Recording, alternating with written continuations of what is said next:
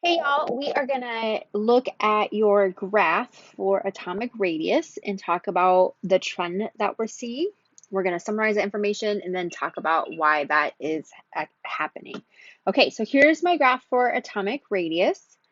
And so the first thing I want us to kind of talk about is that definition again of what atomic radius is. So that's the distance between the center of the nucleus and farthest energy level. So if I was drawing just like a quick schematic of an atom, so the center of our nucleus out to that last energy level, that would be your atomic radius. Okay, so let's see what our trend is and then we'll summarize it down here. So the first question was when you go across a period, so going across a period would be like 3, 4, 5, 6, 7, right? They're all in the same row and I had you highlight them. And so if you notice, your trend is going generally down as you go across a period. So that is a trend for the whole periodic table. So when you move across this, you could tell me an element compared to here and here, which radius was larger based off of this trend.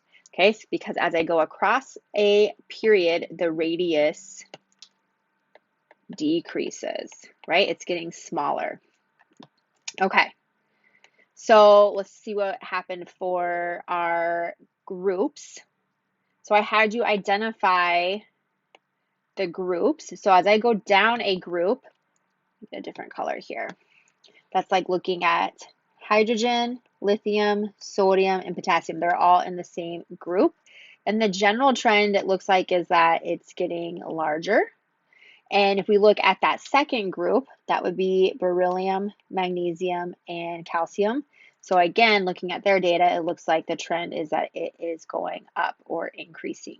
So as you go down a group, your radius is increases or increasing, or always radius will increase as you go down.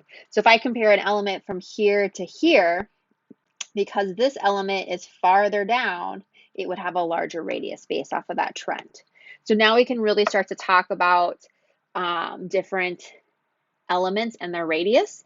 And depending on where they're at the periodic table, you can predict how their radius or the two radiuses, the two radii would compare to each other. Okay, so let's talk about why that's happening. So let's go down here to the last page. So I drew some schematics of three common elements in that first group, hydrogen, lithium, sodium. So I want you to pause and I want you to draw those out. And then I did that for when we go across a period. We're going to use these 6 elements to reference or to use as our explanation of why that is happening. Why is it when my radius goes down that it's increasing?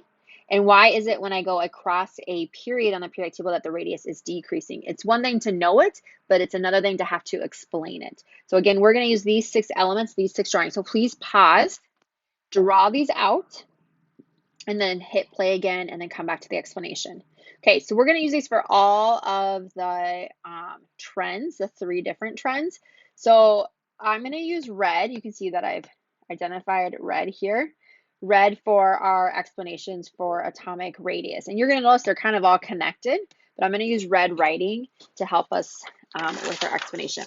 So when I go down a group, so I'm using that first group again, right? Hydrogen, lithium, sodium. Why is the radius, when you go down a group, why is it getting larger? Okay, so let's look at our first element at the top of the group.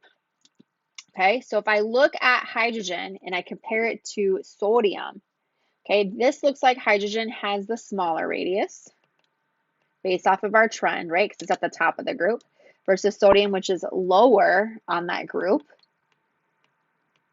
So predicting using our trend, we would know that that has the larger radius. Now look at your pictures here. Why is that? Well, if you notice, hydrogen only has 1 energy level, whereas sodium has 3 energy levels.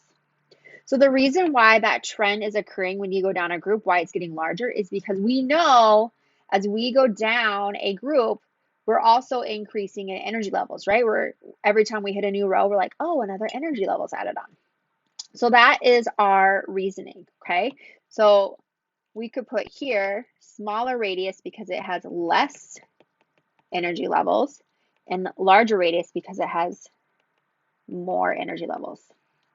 Okay, so that is your reasoning of why when you go down a group, why that radius is increasing.